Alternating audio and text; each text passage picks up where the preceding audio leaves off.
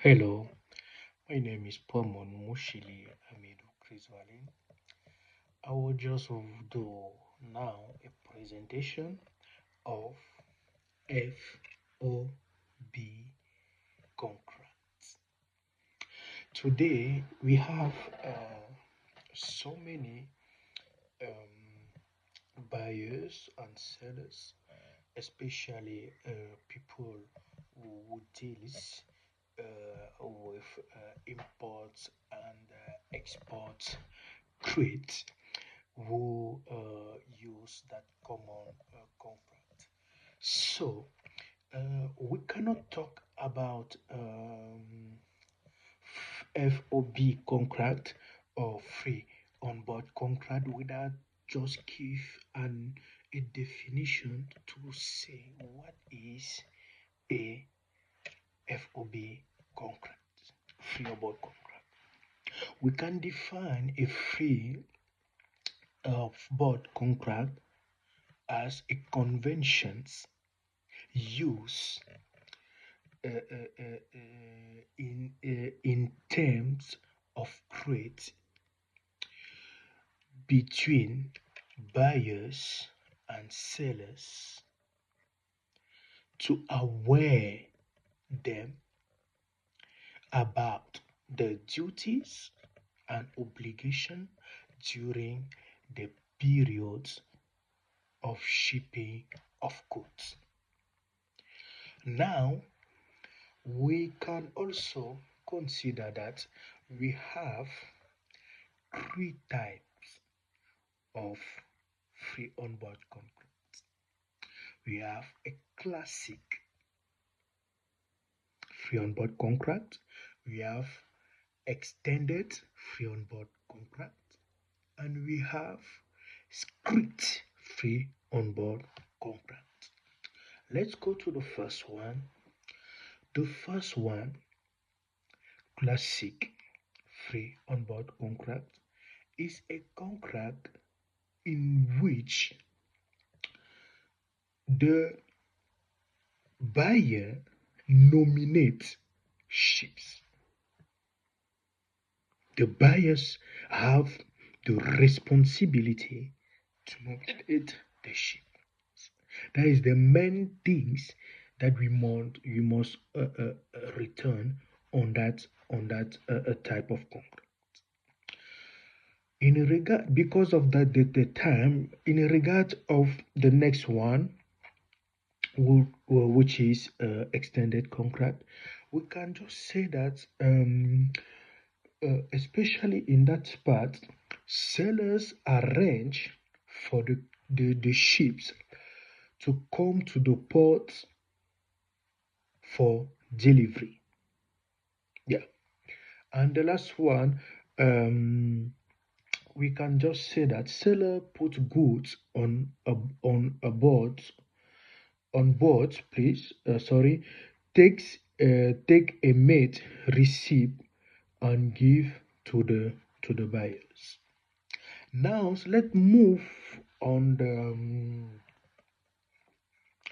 the specificity, the specificity of free on-board contract. One of the things that many buyers and sellers have chosen that contract is because of its flexibility. What can you understand by flexibility? What you can understand on that is that in the flexibility approach, the parties have the possibility to fix the arrangement, the agreement like they want. Means that, for instance, if you are a seller, me, I am a buyer, um, when you provide documentation, goods, and all that characteristics, you will give me a propositions of a contract, and me, I will just read that, and if there is something that I can add it with all the freedom, I can just take it, write it, and send it to you. So it's just like we used to say a gentleman agreement, to be simple. This is the one of the many reason in which people which deals with import and export, like I have said previously, like to choose this contract. Okay, now it's important to say that to avoid conflict between parties, it's very important that each parties respect the terms and condition of contract. It's very important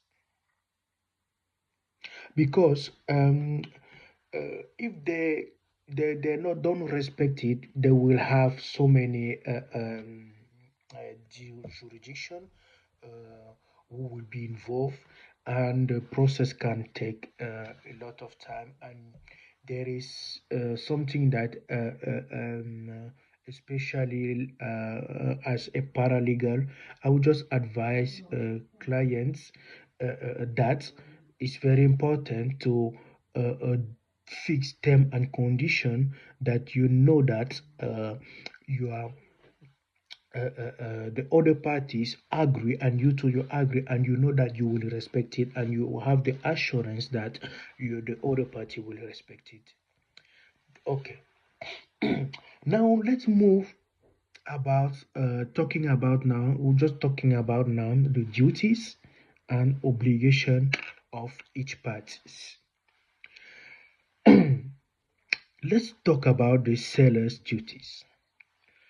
The seller's duties, we have first of all ship goods of contract description. We have pay handling and transportation. We have also notify buyer of shipment.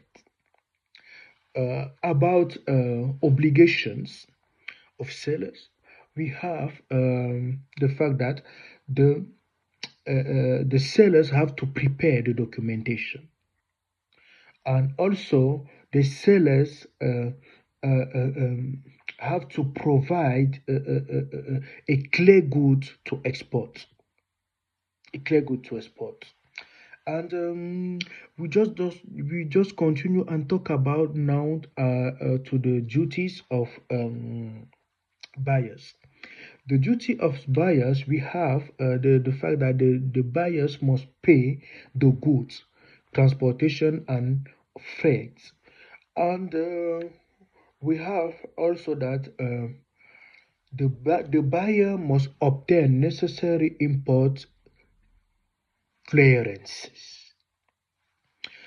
Concerning the buyer's obligations, we can consider the fact that the buyers, sorry, the buyers handle post-shipping obligations, and it provides also the documentations.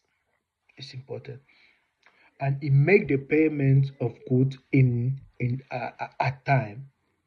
Now, is we cannot talk about the duties and obligation of the parties without talking about remedies. Concerning the remedies, we can just saying that first of all, the buyers can claim remedies within the time the time frame specified in or on the contract. So another thing is that there is a statutory remedies. We have limitation periods for legal action depending of the jurisdictions. Thank you for your attention.